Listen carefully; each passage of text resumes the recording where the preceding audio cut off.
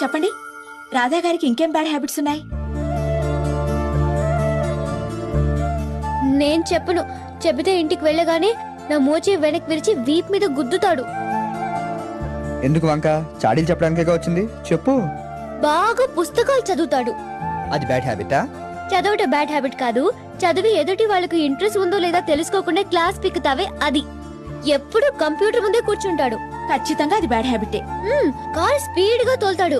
నేను పక్కన ఉన్నప్పుడు ఇంకా స్పీడ్ పెంచి నన్ను టెన్షన్ పెడతాడు.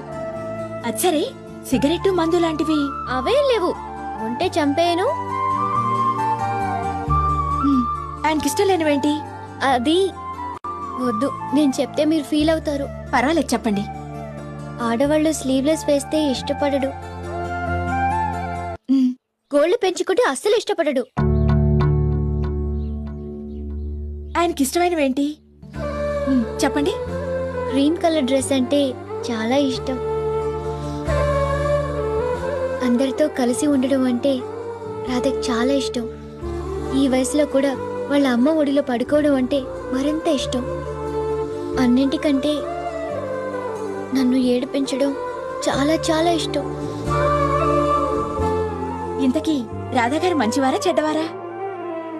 You are lucky.